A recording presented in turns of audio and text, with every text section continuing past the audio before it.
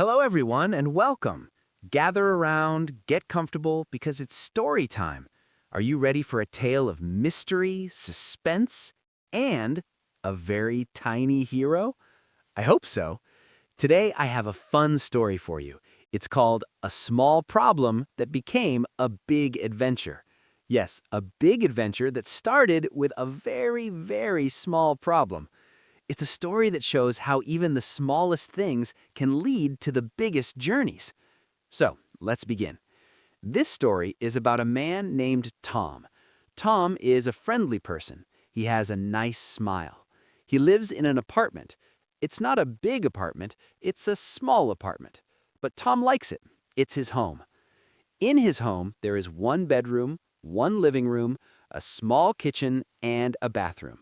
It is a simple, happy place. But Tom is not the only one who lives there. No, he has a roommate, and his roommate is very, very small. His roommate is a hamster. His name is Pip. That's P-I-P, Pip. And Pip is the king of the apartment. Well, the king of his cage. Pip is a little bit round. He is brown and white, and his fur is so soft.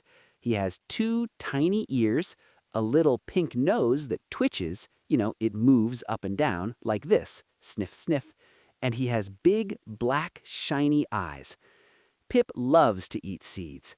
He loves to run on his wheel, squeak, squeak, all night long, and he loves to sleep in his little bed of soft paper. Pip is a very happy and very good hamster. Usually. So, one Tuesday morning, the sun came up. It was a beautiful, sunny day. The birds were singing outside the window. Tom woke up. He yawned a big yawn. Ugh, and he stretched his arms up high. "What a great day," he said to his empty room. He put on his slippers, they were blue, and he walked to Pip's cage to say good morning. This was his morning routine. First, say hello to Pip. "Good morning, my little friend," Tom said happily. He looked into the cage. He looked for the little brown ball of fur. But he did not see Pip. The cage was empty. The little bed was empty. The wheel was not moving. That's strange, Tom thought.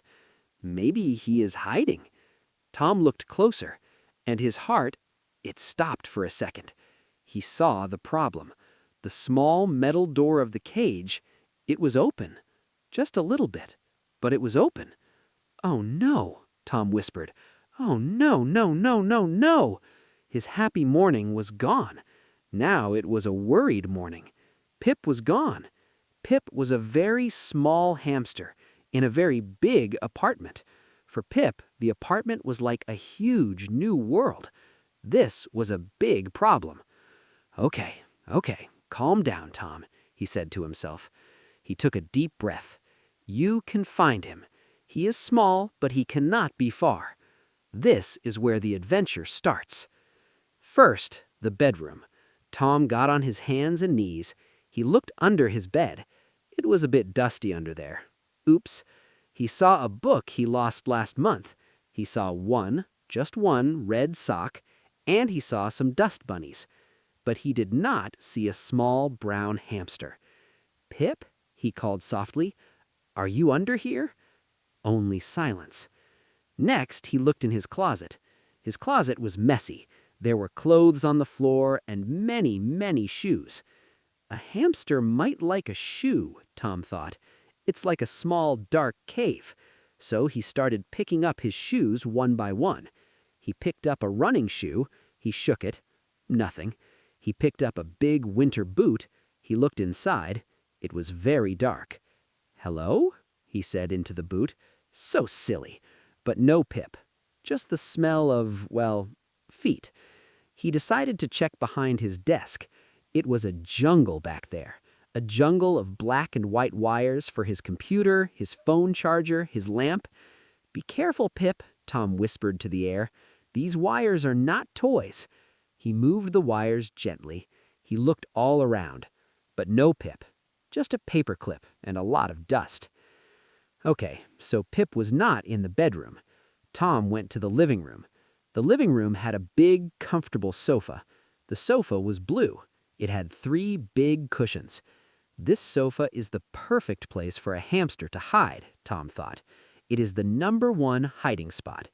He looked under the sofa first. Nothing but an old pen. Then he looked behind the sofa. It was very close to the wall.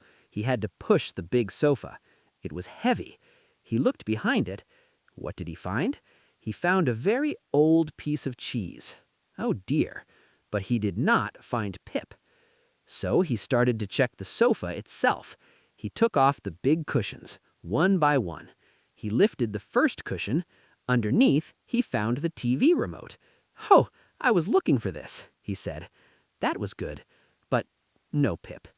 He lifted the second cushion. He found 5 coins. "Wow, I'm rich," he joked. But his smile was small. He was still very worried. He lifted the third cushion. Underneath was just more sofa. No little friend. He was feeling very sad now. Where can he be?" he said, looking around the empty living room. He checked the bathroom next. Maybe Pip was thirsty. He looked behind the toilet. Nope. He looked in the empty bathtub. Nope. This was not going well. A terrible thought entered Tom's head. What if Pip got out of the apartment? The front door. He had opened it this morning to get the newspaper. Was it possible? His last hope was the kitchen. The kitchen was a place of wonderful smells, but also a place of danger for a little creature. The big refrigerator makes a loud noise. There is water, and there are crumbs of food on the floor. Tom ran to the kitchen. He looked everywhere, under the table, under the chairs.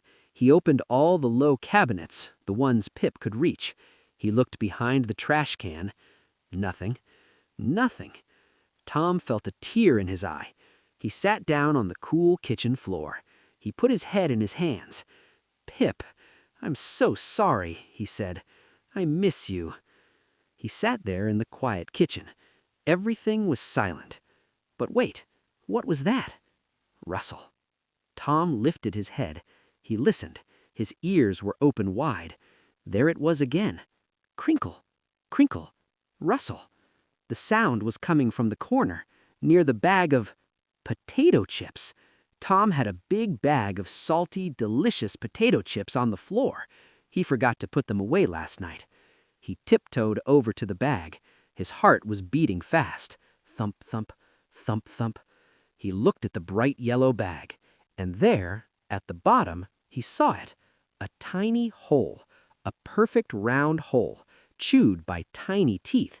And the bag was moving just a little bit. "Pip?" Tom whispered. He was almost afraid to hope.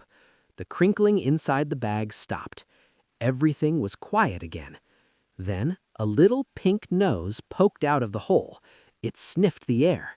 Then 2 big black eyes appeared, and then 2 little whiskers.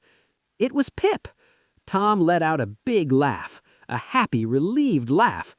"Oh, Pip, you are in the potato chips." Pip looked at Tom. His cheeks were huge. They were full of chips. He looked like he had 2 big balls on the sides of his face. He was having a party. Tom gently picked up the bag. "Okay, party is over, Mr. Pip," he said, smiling from ear to ear. He carefully tore the bag open, and there was Pip, sitting on a mountain of chips. He looked so happy and so guilty at the same time. Tom scooped him up. Pip was safe. He was warm, and he was very, very full. Tom hugged the tiny hamster. "You silly boy," he said. "You gave me a big scare and a big adventure." So he took Pip back to his cage in the bedroom. He put him inside on his soft bed. He gave him a small piece of apple as a special treat. No more chips for Pip. Then Tom closed the little metal door, and he checked the lock once, twice, 3 times. Click! It was safe. It was secure. So the small problem of an open door became a big adventure through the bedroom jungle, across the sofa mountains, and into the dangerous kitchen. only to end in a treasure bag of potato chips. Tom learned his lesson, and Pip had a very good nap, dreaming of salty, crunchy things. The end.